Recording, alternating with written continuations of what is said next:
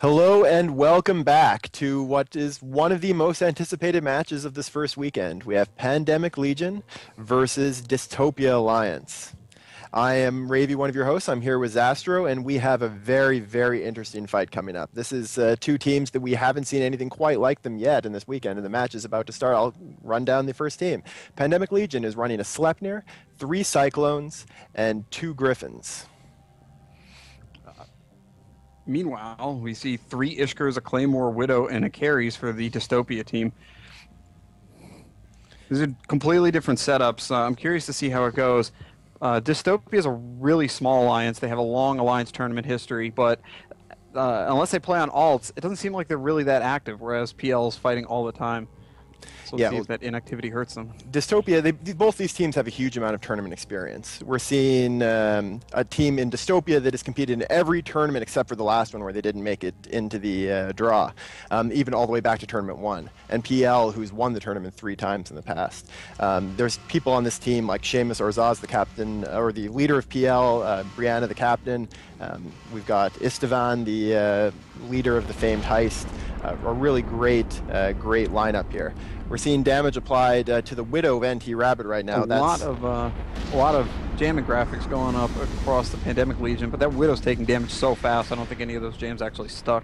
With a team of this many large Minotaur ships and then some Griffins for counter jamming, it's going to be very hard for them to jam everyone, and it looks like they weren't able to. That Widow of NT Rabbit is down. NT Rabbit, by the way, I think has more skill points than anyone else in this game, at least very close to that, but it wasn't enough to help him against all the damage from these cycles. And that Widow being the linchpin of the Dystopia team at this point, it's going to be hard for them to come back from that loss.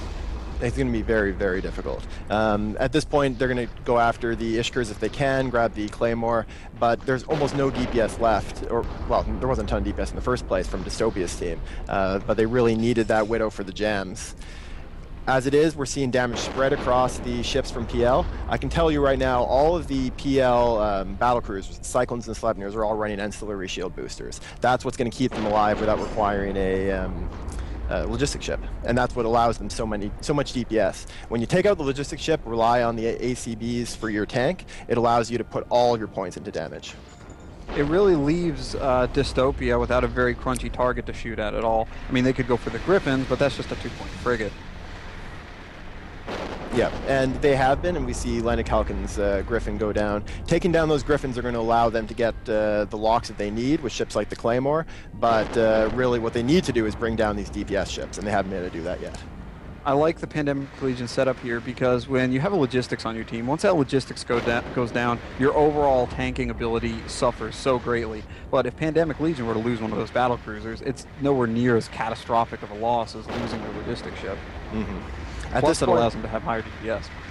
At this point, the Cyclone of Kata-El, an alt of CSM member Elise Randolph, is under fire and tanking well, but eventually it's going to run out of cap boosters in that shield booster and go down. But in the meantime, we're seeing a lot more ships lost from Dystopia. Claymores do have an incredible tank. I think it was wise of PL to save it for after they crushed some of the other ships on the team. And that Claymore is tanking by itself. It likely also has an ancillary shield booster. We're seeing a lot of ACBs. It's possible the Widow had one too. ACB Widows are also a very strong ship in this tournament. Right now, all of the ships are all clumped up in a ball, humping each other in the middle of the arena, working on that Claymore. And there that Claymore goes. And that leaves only a Carries and an Ishker left for Dystopia, and we're likely going to see a very convincing victory for Pandemic Legion. Yeah, definitely. As soon as that Widow went down, it was pretty much a foregone conclusion. PL was just going to steamroll Dystopia. Yeah, which I give Dystopia credit. You brought a different lineup. You're experimenting with something different, but this is PL you're going up against here. I guess it'd be worth rolling the dice if you were going up against such a strong team like PL. Instead of going with a more traditional lineup that everyone else has seen so far in the tournament, you might as well try something new. Yep, and it was something creative. Tyrax Thork, the leader of the Dystopia team, is well known for bringing creative, out-of-the-box setups, for liking setups that are complicated and clever. But or very in this case, yeah, or very expensive, as he is very famous for losing an Imperial issue Apocalypse in a tournament once. But and his teams generally do very well.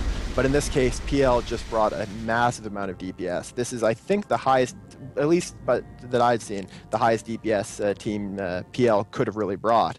And with this much PL DPS, being, it's just really hard to counter. PL being one of the strong favorites to win the tournaments, being one of the winningest teams in Alliance tournament history.